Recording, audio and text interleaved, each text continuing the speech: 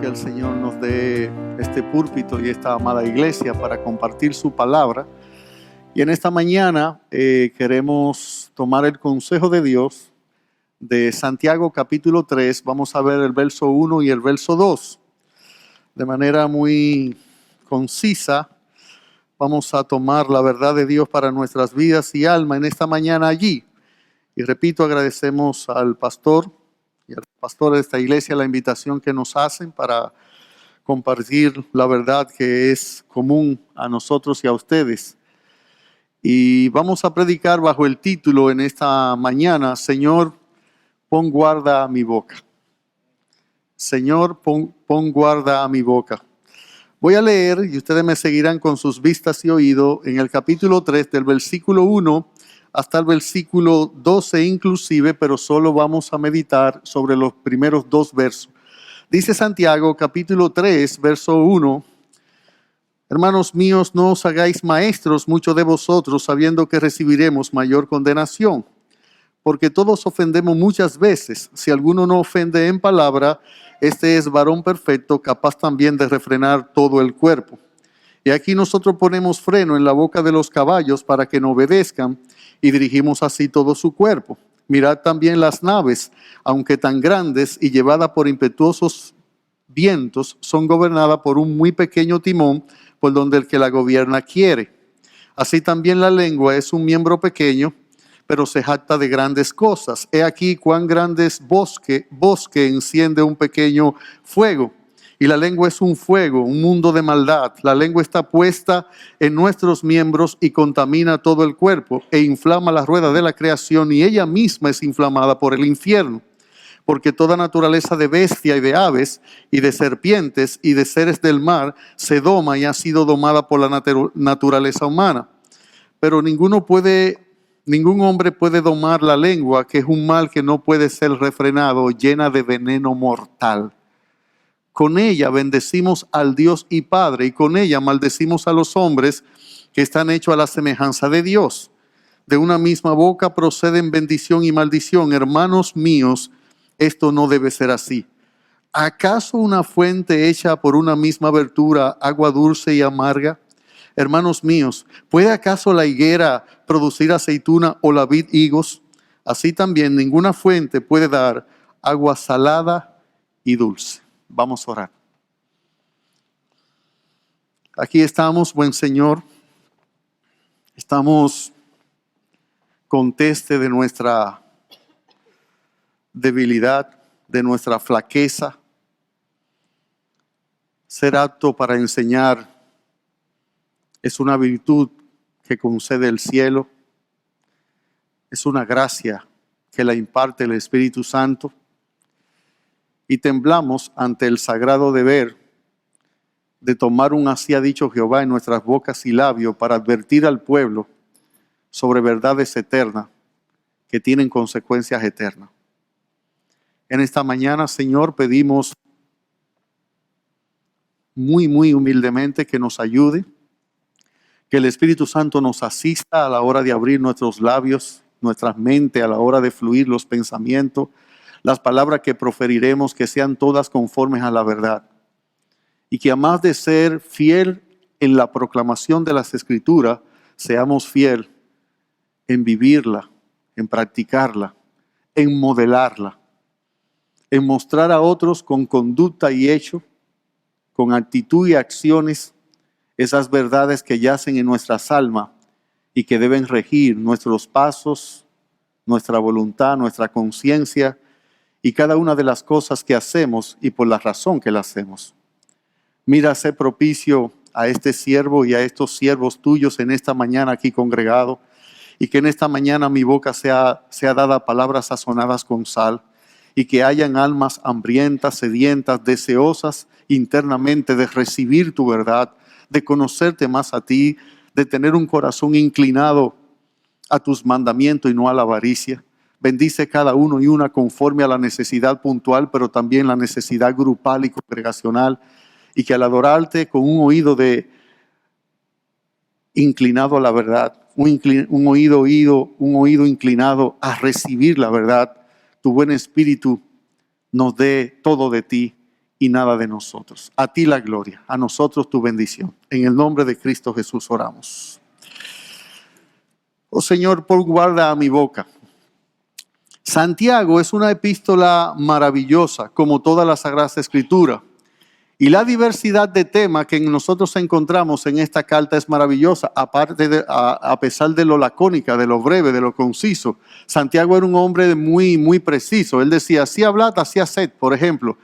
Él parece que no era muy teórico, sin embargo, vemos que abarca muchos variados temas. Nosotros encontramos en el libro de Santiago desde la prueba, la tentación, desde la fe, sin duda, desde la oración que se aferra al Señor, desde que Dios es el autor de las pruebas, no así de la tentación, de que tenemos un enemigo que llevamos dentro, que la Biblia lo llama la carne, la naturaleza corrompida y caída. Encontramos en este libro de Santiago todo sobre la inmutabilidad de Dios.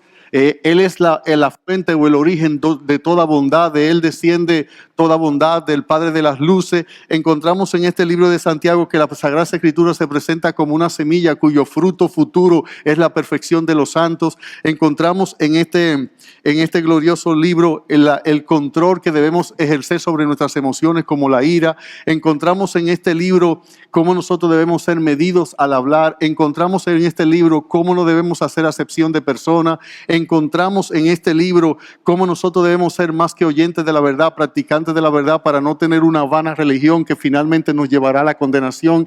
Encontramos en este libro verdades muy diversas sobre la imparcialidad a la hora de nuestro trato con nuestros semejantes. Encontramos en este libro cómo la fe debe ser una fe activa, proactiva, que actúa, una fe que no se puede negar, y que la evidencia inequívoca de ella son las acciones fieles que las acompañan. Encontramos en este libro cómo nosotros debemos vivir para Dios en todo el sentido de la palabra. Y finalmente, en el capítulo 3, versículo 1 y versículo 2, que es donde vamos a tomar el consejo en esta mañana, Santiago comienza a advertirnos otra vez sobre la lengua. Y la lengua, como la verdad principal o central de este libro, es la madurez cristiana, cómo alcanzar la madurez en Cristo. Él toca aspectos tan variados que todos son los que conjugándose dan la madurez espiritual. Y toda persona que es madura espiritual, su boca lo revela, su lengua lo manifiesta y su hablar lo evidencia. Toda persona que es maduro espiritual, miren, de la abundancia del corazón no solo habla la boca, de la abundancia del corazón piensa la mente. De la abundancia del corazón juzga la conciencia. De la abundancia del corazón actúa la voluntad. Y de la abundancia del corazón se inclinan los deseos. Yo no estoy añadiéndole al texto. Yo le estoy diciendo que cuando el Señor dijo, de la abundancia del corazón habla la boca, Él está diciendo todo lo que abunda, sobreabunda y abunda en nuestros corazones se manifestará en nuestra voluntad, en nuestras emociones, en nuestros pensamientos, en nuestra conciencia, en nuestros afectos, en nuestros deseos. Al fin va a mostrar todo lo que somos. Y esta mañana vamos a ver cómo el nosotros llamarnos maestro de la Sagrada Escritura. Hay un miembro de nuestra iglesia que cuando a veces me ve llegar con algunos libros, él siempre me dice una frase, él me la repite: ¿cuánto juicio lleva usted, pastor, encima en este momento? Él quiere decir con eso que a todo lo que yo tenga, que Dios me ha dado como conocimiento, son verdades que se me van a requerir en algún momento. Y él me dice, usted lo que lleva es juicio encima de usted en este momento, pastor. Esta mañana vamos a ver de manera muy asertiva por qué nosotros no debemos aspirar mucho a ser maestro de la palabra. Y mire que la Biblia dice, debiendo ya ser, ¿qué? Maestro por el tiempo.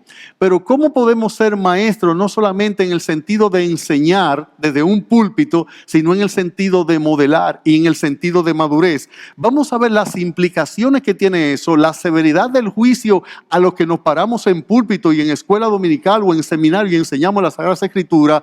¿Cuáles son dos advertencias que deberíamos ver y por qué en base al versículo 2 hay 4 verdades que podemos deducir del texto de por qué casi todo pecamos muchas veces con el habla? Por ejemplo, si usted nota, ¿cómo comienza Santiago el versículo 3? Hermanos míos, no os hagáis maestros muchos de vosotros, sabiendo que recibiremos mayor condenación.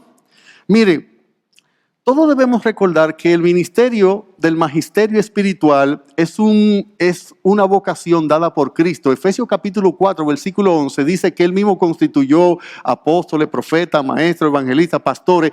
Es Cristo quien da los maestros. De hecho, una gracia de Dios a una iglesia local o al mundo es darle hombres y mujeres que Él los haya adoptado y con la vocación de la enseñanza de las Sagradas Escrituras, hombres que sean fieles a las Escrituras en su proclamación y en su vivencia, porque cuando Dios quita sus luces, quitando maestros que enseñen con verdad, el pueblo ha de errar, la verdad de escasear y la piedad se va a extinguir.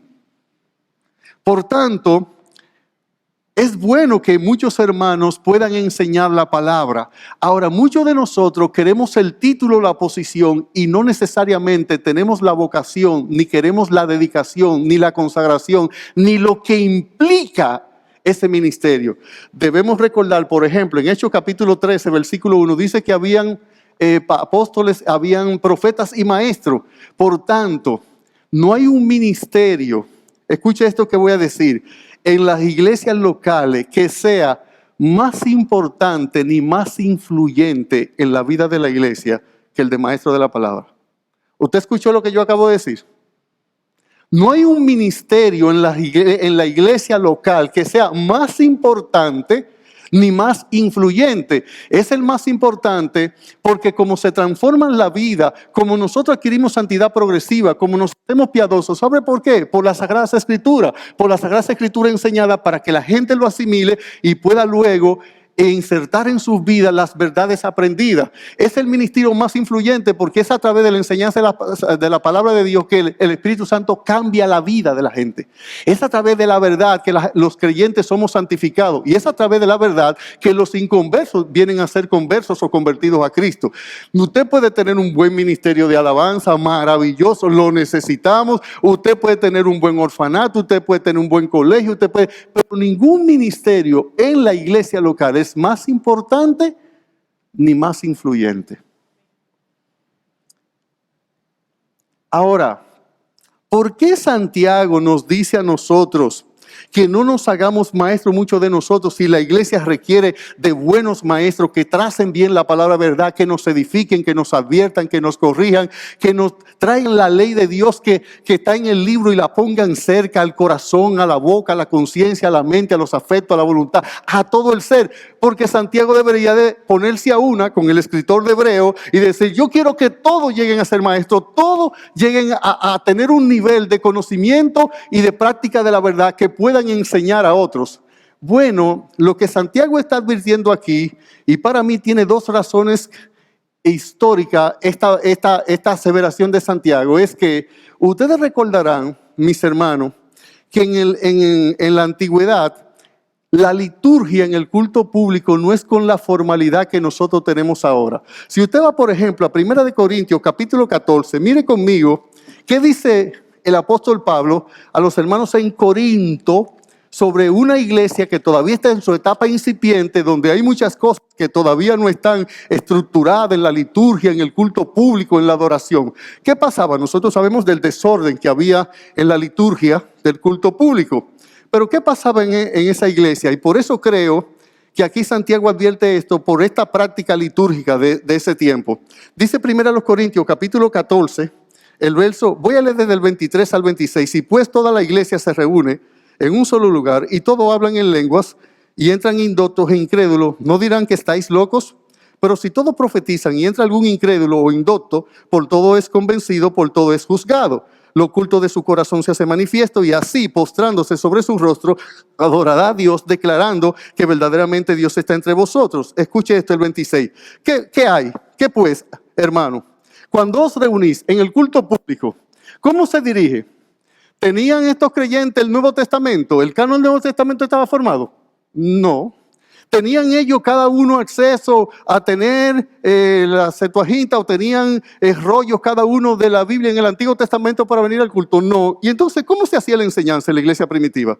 ¿Cómo se predicaba? ¿Cómo era un culto normal, un culto dominical? ¿Qué hacían ellos? Bueno, dice el apóstol Pablo, cuando os reuní en el verso 26, cada uno de vosotros, dice, tiene salmo, tiene doctrina, tiene lengua, tiene revelación, tiene interpretación, pero hágase todo para edificación. Lo más probable es que en la liturgia pública un hermano venía por aquí y decía, miren, yo quiero decir una verdad que el Señor me enseñó. Y otro decía, yo quiero decir esta verdad. Y es muy probable que algunos pudieran en la liturgia pública quererse adjudicar lo de ser un maestro, sin a lo mejor tener el don, sin tener la vocación y sin tener una vida a la altura de esa alta vocación. Y es muy probable que se vieran tentados a querer cada uno estar enseñando y cada uno tomando principalía en la adoración pública. Ahora, una segunda razón por la cual Santiago nos advierte que no deberíamos ser los maestros muchos de nosotros es porque en la cultura judeocristiana el maestro tenía un puesto de principalía, de reconocimiento. Si usted se pone en la mente de la iglesia primitiva, casi cada vez que menciona los pilares de la iglesia, que menciona a profetas y apóstoles, ¿sabe quién está ahí incluido? Maestros. Pero si usted va a la cultura judía, un rabino era una persona que tenía una trascendencia en la sociedad, en la cultura judía, que era apreciado, que era valorado. Y podemos ver esto que acabo de decir en Mateo 23. Venga conmigo. Mire por qué podía haber la tentación a quererse hacer maestro sin necesidad, tener el llamado ni tener el celo por la verdad, sino por la posición, por la gloria, por el reconocimiento o quizás hasta por ciertos beneficios. ¿Qué dice Mateo 23:1? Mateo 23:1 dice, entonces habló Jesús a la gente y a sus discípulos diciendo, en la cátedra de Moisés se sientan los escribas y los fariseos, líderes religiosos que enseñaban la ley, ¿verdad? Así que todo lo que os digan que guardéis, guardadlo y hacedlo, mas no hagáis conforme a sus obras, porque dicen y no hacen.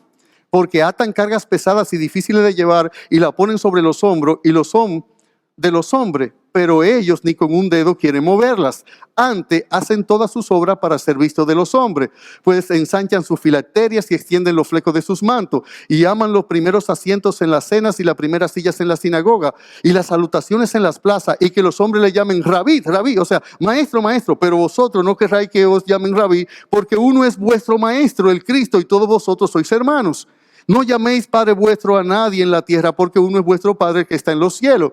Ni seáis llamado maestro, porque uno es vuestro maestro, el Cristo, y el que es el mayor de vosotros sea vuestro siervo. Porque el que se enaltece será humillado y el que se humilla será enaltecido. ¿Por qué?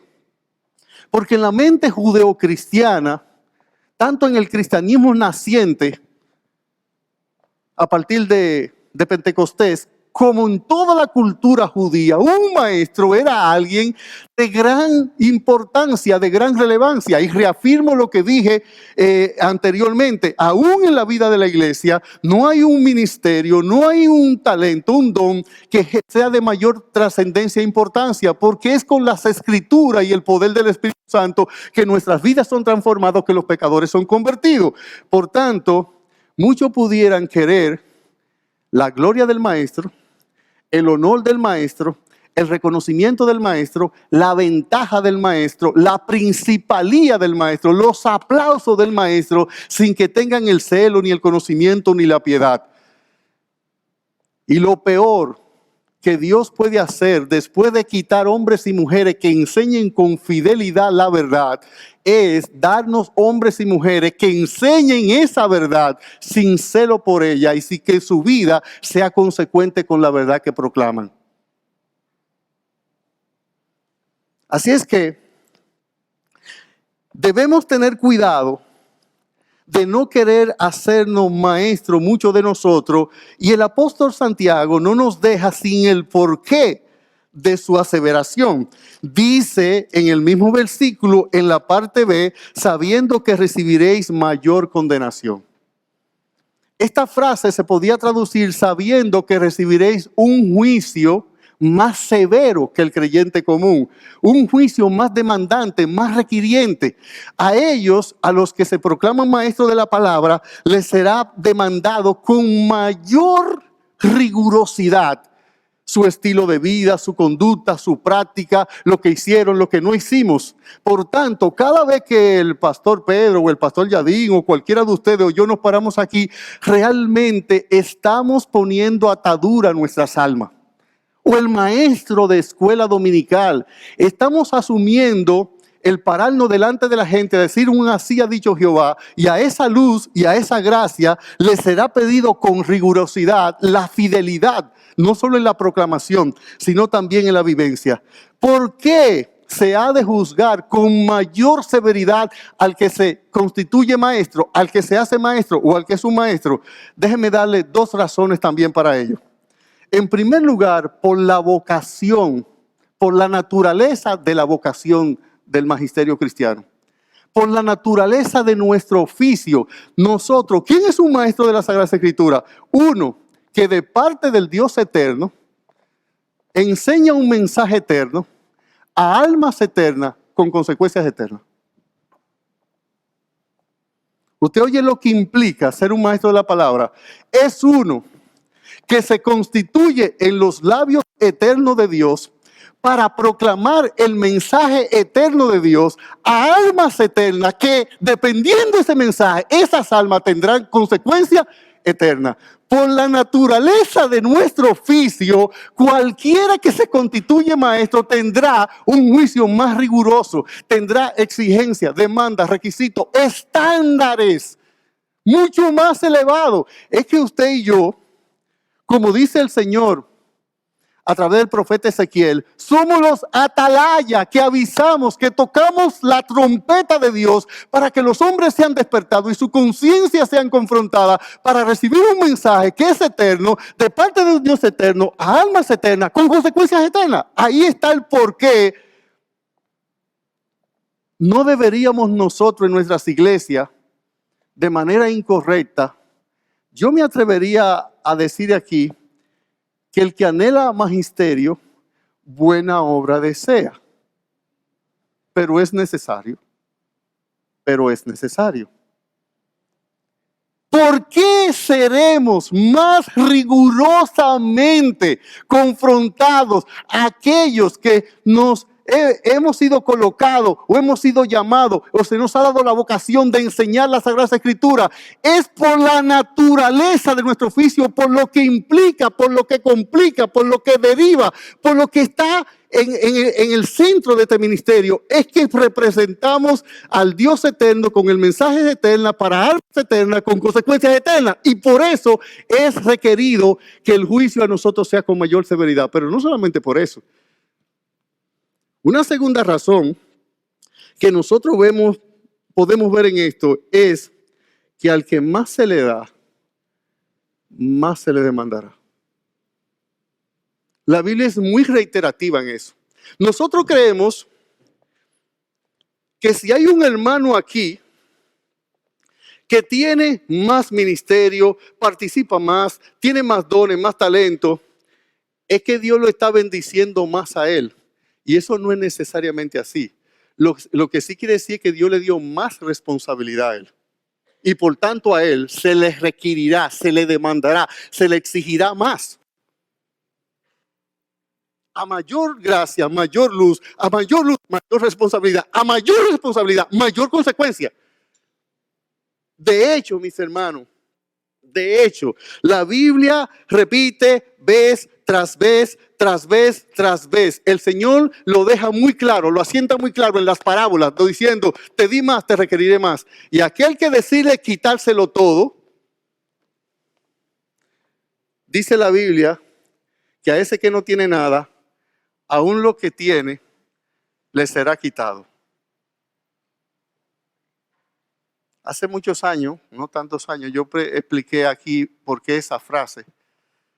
Porque el Señor dice que al que no tiene nada, aún lo que tiene le será quitado. Y les dije que lo único que usted le puede quitar al que no tiene nada es quitarle la posibilidad de llegar a tener. Eso es lo único que tiene el que no tiene nada. ¿Qué tiene? Está vivo. Tiene posibilidad, pero el Señor dijo, te quito la posibilidad. Por tanto, voy a hacer dos aplicaciones a modo de reflexión con la verdad de no os hagáis maestro muchos de vosotros sabiendo que tendremos mayor condenación. Número 1, Si tú eres un maestro de la Sagrada Escritura, de escuela dominical, de seminario, desde el púlpito, un pastor o alguien que tiene un grupo por su casa, un estudio bíblico en la radio, en la televisión, en las redes sociales, es bueno que a la luz de esta verdad de Santiago, de no os hagáis maestros muchos de vosotros, sabiendo que recibiremos un juicio más riguroso, más demandante, más requiriente, nosotros sepamos que todo maestro de la palabra debe cuidarse mucho, mucho de no ser un falso maestro. De enseñar la verdad de manera pura, apegado a los principios de la Biblia. ¿Qué nos dice a nosotros segunda de Pedro capítulo 2, versículo 1 al 3? Ahí un poquito más adelante. Segunda de Pedro capítulo 2, versículo 1 al 3. Dice segunda de Pedro 2, 1. Pero hubo también falsos profetas entre el pueblo, como habrá entre vosotros falsos maestros, que introducirán encubiertamente herejía destructora y aún negarán al Señor que los rescató, atrayendo sobre sí mismos destrucción repentina, esos falsos maestros. Y muchos seguirán su desilusión, por causa de lo cual el camino de la verdad será blasfemado, y por avaricia harán mercadería de vosotros con palabras fingidas. Sobre los tales, ya de largo tiempo, la condenación no se tarda y su perdición no se duerme. No hay un trabajo más fatal que pueda hacer un ser humano que guiar un alma al error eterno y a la perdición eterna. Por eso les dije que el ministerio de la enseñanza es el más importante y es el más influyente. Porque cuando alguien yerra en predicar la verdad, toda la verdad y nada más que la verdad, él está haciendo que gente se acoja a esperanzas que serán eternamente fallidas. Si tú te pones a comprar ilusión y te pones a comprar a Telefree y tú quedas en la quiebra económicamente, eso es muy triste, tu vida, tu familia va a ser afectado. Pero esto no se trata de eso, se trata que alguien dejó de creer en el evangelio puro, solamente en Cristo y en Cristo solamente, para aferrarse a un error, y ese error le va a llevar a una consecuencia eterna que irá a un paso del cual nunca más regresará. Estamos hablando de alguien que autoproclamándose un maestro de la verdad, asume el error y lleva a la gente a creer en el error, a seguir el error. Y cuando esa gente despierten en el infierno, ya no habrá manera o modo alguno. Eso es un emprender un largo viaje con solo de ida al pasaje. Por tanto, un celo, una pasión, una convicción, un apego que debe tener todo el que enseña, que se constituye maestro de la palabra, porque el Señor te ha dado la vocación, es que tienes que tener celo por la verdad, por predicar la verdad de Dios sin añadirle, sin quitarle, por proclamar, trazar bien, no solamente teológicamente, sino con apego a lo correcto, a lo bíblico, a lo que Dios ha proclamado en verdad. Por eso Pablo le dice al joven pastor Timoteo, en 2 de Timoteo, capítulo 4, versículo 1, un poquito hacia atrás, por favor. 2 de Timoteo, capítulo 4, versículo 1, dice: te encarezco delante de Dios y del Señor Jesucristo, que juzgará a los vivos y a los muertos en su manifestación y en su reino, que prediques la palabra, que instes a tiempo y fuera de tiempo, redarguye, reprende, exhorta con toda paciencia y doctrina, porque vendrán tiempos cuando no sufrirán la sana doctrina, sino que teniendo comezón de oír se amontonarán maestros conforme a sus propias concupiscencias y apartarán de la verdad del oído y se volverán a las fábulas. Muchas iglesias y muchos púlpitos son una mezcla rarísima y extraña de psicología, con teología, con positivismo, con qué sé yo qué. Y algunos vienen y se sientan ahí y le dicen a sus maestros y pastores y proclamadores: dinos que nos irá bien, dinos que tendremos paz, dinos que realmente Dios es amor y que el futuro que nos espera es que si yo estoy enfermo, Dios es mi médico, si yo estoy quebrado, Dios es mi banquero, si yo tengo problemas matrimonial, Dios es mi terapeuta familiar, Dios es el siervo de la gente en muchos púlpitos. No se llama a la gente a servir al Señor. Parece que Dios es el 911 cuando yo tengo una emergencia. Parece que Dios es un banquero cuando estoy quebrado. Parece que Dios es un... Y Dios puede ser todo eso y es mucho más, porque Él es nuestro todo en todo. Pero ese no es el centro de la predicación del evangelio. ¿Usted sabe por qué la gente No se le puede decir hoy que vive en santidad y en piedad, porque nosotros lo hemos llamado a entrar por la puerta ancha. Y si yo entré por la puerta ancha, ¿por qué me quieren ahora poner a vivir por la puerta estrecha? Como no se llama a los hombres al arrepentimiento por ser pecadores, sino a sanarte porque estás enfermo, a darte dinero porque estás quebrado, a reestructurar tu matrimonio porque está destrozado. Entonces tú viniste a Dios para, del mismo modo que tú vas donde un psicólogo, que tú vas donde un asesor financiero. Y cuando tú terminaste con el 911, ¿tú lo quieres en tu casa otra vez? Después que te sirvió la emergencia. No. Así que una verdad que debemos tomar en cuenta es un apego por ser maestro predicando la verdad. La segunda verdad que debemos tomar en cuenta todos los maestros es, mis hermanos, que seamos practicantes de la verdad que predicamos. Que nos sintamos comprometidos con la verdad que enseñamos. Que no pase con nosotros, vuelvan conmigo de nuevo a Mateo 23. ¿Qué es lo que Cristo deplora? ¿Qué es lo que Cristo censura? ¿Qué es lo que Cristo tacha? ¿Qué es lo que Cristo condena? ¿Qué es lo que Cristo rechaza de estos maestros? Dice él en el versículo 3 del capítulo 23, que ellos, así que todo lo que os digan que guardéis, guardadlo y hacedlo, mas no hagáis conforme a sus obras, porque dicen y no hacen.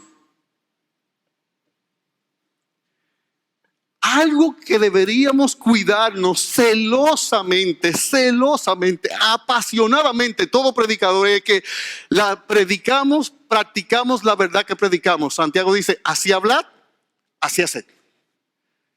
Tenemos una generación de maestros que proclaman verdades que no han cambiado su propia vida, que no regulan su conciencia, que no limitan su conducta, que no dirigen sus afectos, que no gobiernan su ser. Tenemos una generación de gente que teorizamos sobre la verdad. Nos parecemos al tiempo de las mentes griegas, donde hay un montón de conceptos filosóficos que yo puedo vivir de espalda a todo lo que digo y a todo lo que enseño. Mas cuando Cristo viene como maestro en la historia, Él mostró que ser maestro era más que conceptualizar sobre argumentos. Él mostró que Él era un maestro de la verdad y que la verdad vivía su propia vida. Por eso Él decía, ¿quién de vosotros me redarguye de pecado? Por eso decía que a la gente le gustaba que lo enseñaba, porque él enseñaba no como los escribas los fariseos, sino como el que tiene ¿qué? Autoridad. ¿Y qué es lo que nos da autoridad? ¿Solamente el proclamar la verdad con fidelidad? No, el vivir de acuerdo con ella, el practicarla a ella. Eso es lo que me da autoridad sobre los demás. No pueden nuestros hechos hablar tan fuerte que no dejen que la persona escuche nuestras palabras. ¿Qué hace Cristo en Mateo 23? ¿Qué pecado resalta? ¿Qué pecado enseña? Mire, Mateo 23, 13. ¿Cómo dice? Mas hay de vosotros, escribas y fariseos. ¿Y qué le dice? ¿Qué le dice? Hipócrita. El 14. Mas hay de vosotros, escribas y fariseos. ¿Y qué le dice? El 15. Mas hay de vosotros, escribas y fariseos. ¿Y qué le dice? El 16. Mas hay de vosotros, ciego. Voy un poquito más adelante. Del 16 voy a saltar ahora al 23. ¿Qué dice el 23? Mas hay de vosotros, escribas y fariseos. ¿Y qué le dice? El 25, mas hay de vosotros, escribas y fariseos. ¿Y qué le dice? El 27, mas hay de vosotros, escribas y fariseos. ¿Y qué le dice? El 29, mas hay de vosotros, escribas y fariseos. ¿Y qué le dice? Hipócrita. En algún momento, nosotros nos perdimos en el camino. Robaron extraños nuestra fuerza y nosotros ni siquiera lo supimos. En algún momento, las dos escuelas teológicas que proclamábamos cada una tener la verdad, nosotros nos acostamos a dormir del lado de que nosotros teníamos sana doctrina, porque nuestra soteriología, nuestra escatología, con relación, por ejemplo, nuestra neumatología, con relación al católico, y los cristianos nos llenábamos la boca de decir, somos salvos por gracia, solo por gracia, cosa que es ciertísima. Y en algún momento pensábamos que íbamos a ser columna y baluarte soportando la verdad solo por la proclamación correcta de la verdad. Cosa que es buena. Solo tiene un solo problema. no es suficiente. Y nosotros nos manteníamos pugnando por la verdad correctamente predicada, correctamente dicha, teológicamente, según la Biblia. Y pensamos que nuestro celo por la verdad debería ser solo la proclamación verdadera, correcta, bíblica de la verdad. Y nos olvidamos que la verdad, además de ser dicha de manera correcta, sobre todo, por todo, ante todo y en todo, debe ser ¿qué? Vivida de manera correcta. Y perdimos el sentido de la piedad, que es la verdad amada en la práctica, que es la verdad llevada del sagrado libro al hogar, al trabajo, a mis afectos, a mi conciencia, a mi conducta. Entonces, todo maestro de la verdad debe saber que debe proclamar la verdad con verdad, pero debe vivir la verdad con verdad.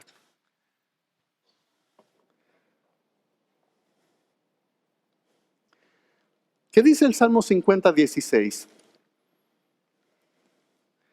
¿Qué le dice el Señor a los impíos que no quieren cambiar su conducta y que no quieren vivir con la verdad de Dios? Dice el Salmo 50:16. Pero al malo dijo Dios: ¿qué tienes tú que hablar de mis leyes? Y que tomar mi pacto en tu boca. Al malo, al impío, el Señor le dice eso. Pues tú aborreces la corrección y echas a tus espaldas mis palabras. Si veías a un ladrón, tú corrías con él, y con los adúlteros era tu parte. Entonces, ¿por qué tomas tu verdad en mi boca? Dice el Señor. Te vas a Romanos capítulo 10. Tú enseñas la verdad y tienes la ley de Dios, tu conducta, tú corriges tu conciencia. Hermano, estas son dos alas de un mismo pájaro. Estas son dos caras de una misma moneda. Y estas son dos vías de una misma avenida. ¿Cuál? La verdad proclamada de manera fiel y la verdad vivida de manera fielísima. Que me perdone la gramática. Porque ese superlativo, ese que no está. Debo avanzar por causa del tiempo. Vamos a tomar una cita, pero no. Mire conmigo el versículo 2. Santiago 2. Santiago capítulo 3, versículo 2. Déjeme ir un poco más rápido. Dice Santiago 3, 2. Bueno, pastor, más rápido es que usted va a hablar más al paso o que va a decir menos cosas. Hermano, no se ría así, hombre, que me puso... Dice el versículo 2 de Santiago capítulo 3, porque todos ofendemos muchas veces, si alguno no ofende en palabra, este es varón perfecto, capaz también de refrenar todo el cuerpo. Mire, al Santiago decir de manera firme y categórica, dice, porque todos ofendemos muchas veces. Santiago está dando a entender, número uno, que con toda certeza eso va a ocurrir. ¿Qué? Que todos ofendemos muchas veces. Santiago está dando a entender que con toda certeza esto nos ocurre a todos. No que solo va a ocurrir muchas veces, nos ocurre a todos. Y que con toda certeza esto nos ocurre a todos, nos ocurrirá con toda certeza, nos ocurrirá a todos y nos ocurrirá muchas veces. El ofender en palabra, el pecar en palabra. Y les voy a dar 4 razones por lo cual esto es verdad.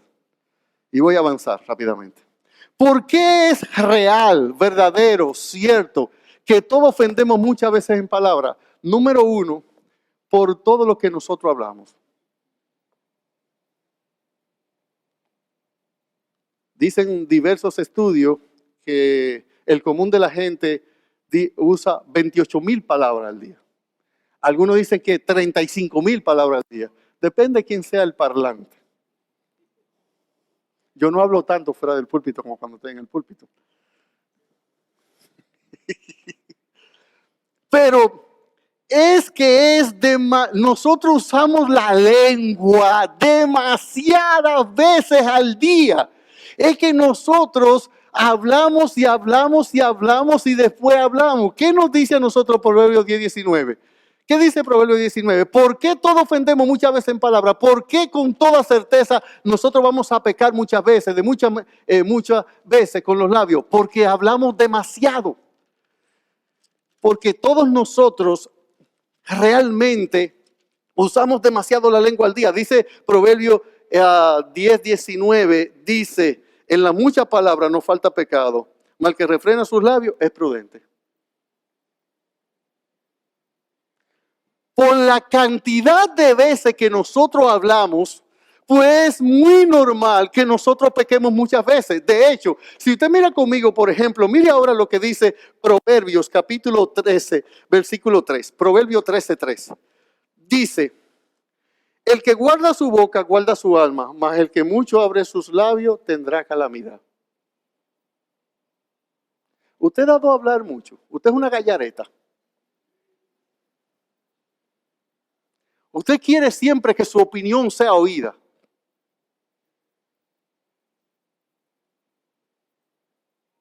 Santiago dice en el capítulo 1, todo hombre sea tardo ¿para qué?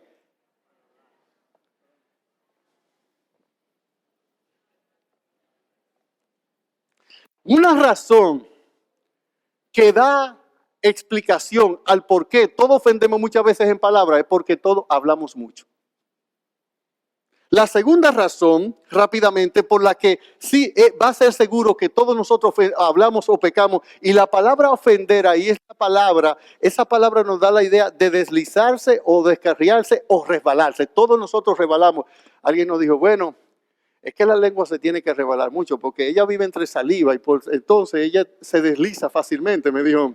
Pero Dios puso los dientes para pararla, me dice ese hermano, un hermano que es muy profundo en teología él. Me dijo, por eso que los dientes tienen que morder más frecuentemente la lengua, para ver que ese es el freno que le ponen al caballo, los dientes, Dios no lo puso para eso. Así es que, usted sabe en segundo lugar, por qué todos nosotros pecamos muchas veces con palabras. Por todos los tipos de pecados diferentes, variados de pecados diferentes que se pueden cometer con la lengua. De hecho, no hay ningún miembro de nuestro cuerpo con el cual nosotros podamos pecar más que con la lengua. ¿Usted ha pensado en eso? Nosotros podemos mentir, podemos blasfemar, podemos engañar, podemos adular, podemos chismear, podemos maldecir, podemos murmurar, podemos quejarnos, podemos enseñar falsamente, podemos detratar, podemos calumniar. Son demasiado la cantidad de pecados que se pueden cometer con este miembro. Y por eso todos nosotros pecamos muchas veces con la lengua. No solo por la cantidad de palabras que hablamos, sino por el amplio espectro de pecados que se puede cometer con la lengua. El amplio espectro. Yo le decía a los hermanos bromeando sobre este texto y sobre esta verdad. Le dije, mire, me voy a constituir en psicólogo y en terapeuta de yo no sé qué, y en psiquiatra y en sociólogo, y le voy a dar una terapia de animadversión para que controlen su lengua. Usted se proponga, cada vez que usted diga algo de más o que no decir, muérdase la lengua. Lengua, te pasaste. Dice Santiago que la lengua es un mar que no puede ser refrenado, que es un fuego y está lleno de veneno mortal. Yo me hubiera querido tener tiempo para poder explicar los versículos 3 al 12, pero eso va a ser dentro de 10 años, se lo voy a explicar. Pero la verdad es, mis hermanos, que por la variedad y diversidad, por la amplitud de pecado que se puede cometer con la lengua, todos nosotros pecamos muchas veces con la lengua. Pero en tercer lugar, porque nos es más fácil pecar con la lengua que con cualquier otro miembro.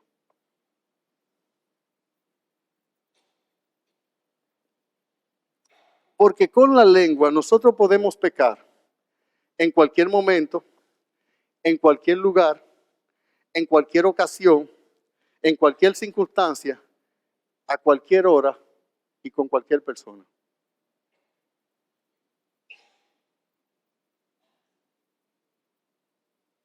Hay algunos tipos de pecado que para yo poderlos ejecutar necesito un lugar, una persona o una circunstancia X. Con la lengua podemos pecar en cualquier momento, en cualquier lugar, en cualquier ocasión, en cualquier circunstancia, a cualquier hora y con cualquier persona. Por eso, cuando Santiago dice que todos nosotros ofendemos muchas veces con la lengua. En cuarto lugar, y más brevemente, de las emociones que experimenta el alma humana, hay 4 que son las más comunes y las más frecuentes, que son la alegría y la tristeza, el miedo y la ira. Esas no son las únicas, yo estoy diciendo que son las más frecuentes. Ahora, dígame usted, con cualquiera de esas 4 emociones, ¿qué es lo primero que se activa de nosotros? La lengua. Cuando usted está alegre, el gatillo de su lengua se dispara. O cuando también aunque muchos le da la tristeza con retrotraerse y no hablar, pero hay gente que lo que comienzan a quejarse cuando están tristes. Y cuando usted está irado, ¿qué es lo que más, quién es que más lo deja ver? Yo me estaba preguntando, yo quise buscar a un neurocirujano para esto, no lo conseguí, para ver si por la distancia corta que hay entre el cerebro y la lengua, parece que las emociones llegan primero ahí. La descarga de las emociones a la lengua. Aunque eso no fuera así, olvidémonos de la distancia y que eso no sea médicamente comprobable ni científicamente comprobable lo que yo estoy diciendo, pero la verdad es que lo primero que dispara nuestras emociones es nuestra boca. Por tanto, entrando un poco a la conclusión de este sermón, venga conmigo a Mateo capítulo 12, versículo 34 al 37. En el lenguaje hay una figura que se llama metonimia. La metonimia es una figura en la cual yo puedo nombrar a una tercera persona refiriéndome a una primera por la relación tan estrecha que existe entre las dos.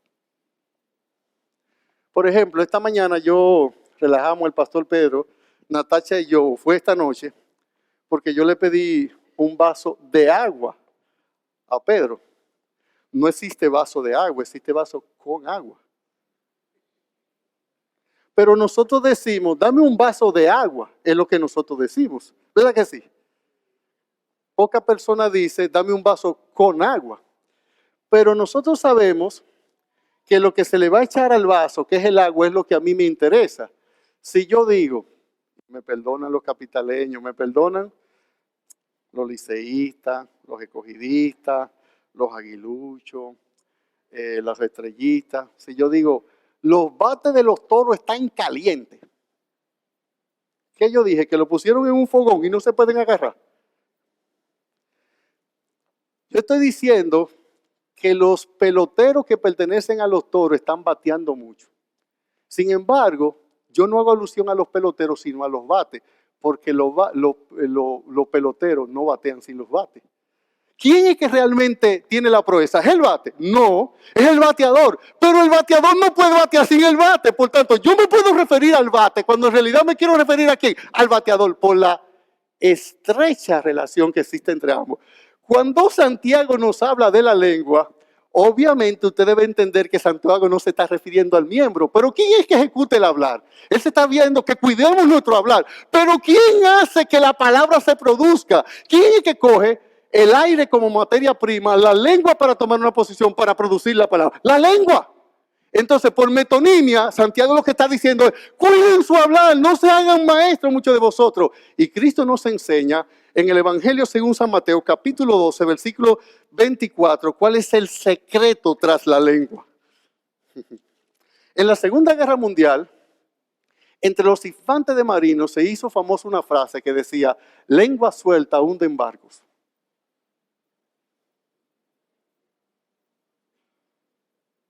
Sí. Una lengua visperina destruye una familia, una iglesia, una empresa y una nación y pone en guerra al mundo.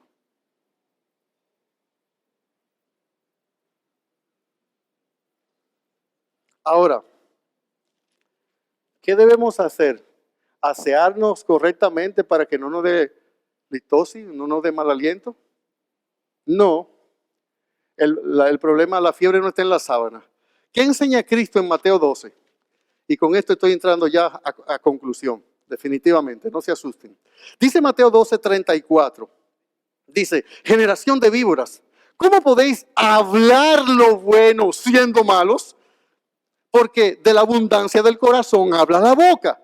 El hombre bueno del buen tesoro del corazón saca buenas cosas, y el hombre malo del mal tesoro del mal tesoro saca malas cosas. Mas yo digo que de toda palabra ociosa que hablen los hombres, dice, de ella darán cuenta en el día del juicio, porque por tus palabras serás justificado y por tu palabra serás condenado. Cristo no dice, por tu lengua serás justificado, ni por tu lengua serás condenado, sino por tu palabra. Pero la relación estrecha entre hablar y lengua, puedo referirme a lo segundo, cuando en realidad quiero referirme a lo primero, por la estrecha relación entre sí. Porque no se habla sin la lengua. A menos que usted use el lenguaje de señas. ¿A qué nos manda Cristo aquí a cuidar? Nos manda a cuidar nuestro corazón, porque es en el corazón donde se anidan las ideas. Es en el corazón, como dice Marco y los otros evangelistas, de donde salen los adulterios, las fornicaciones, las malas palabras. Es en el corazón donde se produce o bondad, o árbol bueno dando fruto bueno, o árbol malo dando frutos malos. Hermano, si queremos entonces tener un correcto hablar y ser maestro correcto, nosotros tenemos que guardar nuestro corazón. Sobre toda cosa guardada, guarde nuestro corazón, porque de él manan las palabras. Yo estoy entretejiendo dos textos, porque de él mana la vida. Así es que necesitamos guardar nuestro corazón. Necesitamos hacer que la palabra de Cristo more en abundancia en vosotros. Hermano, oren por los maestros de esta iglesia. Hermano, oren, padres, bendigan al cielo por los profesores de escuela dominical. Por hermanos que van al secreto con Dios y buscan semana tras semana el consejo de Dios para ponérselo en el corazón de sus hijos, para que sus hijos conozcan la verdad de Dios y al único Dios verdadero. Valoren un buen maestro. Valoren sus pastores, valoren los maestros del seminario, lo que enseñan, ténganlo en alta estima por causa de su obra. Ellos han sido el instrumento de Dios para evitarnos muchas cosas, para darnos un consejo oportuno, con una instrucción, con una exhortación, con una amonestación, dándonos luz sobre cómo conducirnos allá afuera frente a las altimañas del diablo, del mundo y de la carne. Ellos toman la Sagrada Escritura, la trazan bien, iluminados, guiados por el Espíritu Santo. Ellos edifican nuestra vida en la verdad de Dios, en la palabra de Dios. Hermano, proponte tener un labio que edifique. Deje el chisme, deje la murmuración, deje la queja. Si tú no eres capaz de decirle a alguien de frente lo que tú crees, no lo diga tras sus espaldas. Eso no es propio de un salvado, y eso es propio de un cobarde. Pídele al Espíritu Santo, pídele al Padre gracia. Este sermón se llama, Señor, ¿pon qué? Termino con el Salmo 141, verso 3. Pídale al Señor, si tú estás acostumbrado a chismear, a degradar, si tú eres una persona acostumbrada a resaltar lo malo, haz de esa mala práctica, llévalo a la oración. Todo lo que tú puedes murmurar de mí, ve mejor al Padre y pídele gracia para que yo cambie. Aunque lo que tú digas es verdad. Si tú estás diciendo una verdad de mí, tú no estás pecando mintiendo, pero a lo mejor me estás detractando y estás chismeando de mí. Haz de tu chisme un ruego al Padre. Y pídele al Señor, pidámosle al Señor, porque todos pecamos muchas veces, todos. Y todos en este verso, ¿sabe quiénes son? Todos. ¿Qué dice el Salmo 141, verso 3? Dice, voy a leer desde el 1, 141, Jehová, a ti he clamado, apresúrate a mí. Escucha mi voz cuando te invocare. Suba mi oración delante de ti como el incienso, el don de mis manos como la ofrenda de la tarde. Pon guarda a mi boca, oh Jehová, y guarda la puerta de mis labios.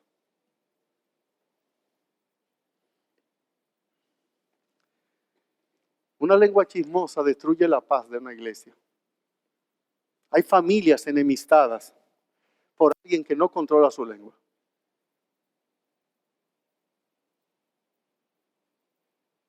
Ustedes ven, la mayoría de los problemas que tenemos nosotros ahora, yo no creo que nuestra democracia esté en peligro. Yo creo que hay muchas cosas que se están diciendo que son mentiras, con intenciones malsanas. Hermano, que tus labios edifiquen. Dice Proverbio que hay hombres cuyas palabras son como golpe de. Hay gente que cuando hablan es para herir. Tú estás llamado a sanar. Tú estás llamado a ser un pacificador, una pacificadora. Tú y yo estamos llamados a tener palabras sazonadas con sal. Tú debes dar esperanza al desalentado. Tu palabra, cuando tú opinas, deberías dar esperanza. Cuando tú estás opinando en medio de un problema, tú deberías ser alguien que aporte la paz. No sacrificar la verdad para buscar la paz, pero traer la paz a costa de la verdad. O más bien con la verdad, no a costa de la verdad. Hermano, cambiemos nuestra forma de hablar. Debes bendecir cuando hablas. Aun cuando reprendes, aun cuando amonestas, aun cuando confrontas, tu propósito debe ser edificar. Oh Señor, pon guarda a nuestras bocas. Que el Señor les bendiga. Vamos a orar un momentito, hermanos. Padre, gracias por la oportunidad de nosotros reflexionar sobre nuestra lengua, sobre realmente nuestro corazón, como vimos al final de cuentas. Muchos tenemos que arrepentirnos ahora mismo de nuestro pecado. Ruego, Señor, que traigas convicción, que traigas arrepentimiento, que nos ayudes a ver la maldad que hay en nuestro corazón, la viga que hay en nuestro ojo. Que tú nos ayudes a ver lo fácil que es nuestra lengua para criticar. Y perdónanos, oh Dios. Transforma cada uno de nosotros. Ayúdanos a que nuestro corazón sea como el de Cristo, para que nuestro hablar sea para edificación. Eso te lo pedimos, por favor, Señor, en Cristo Jesús.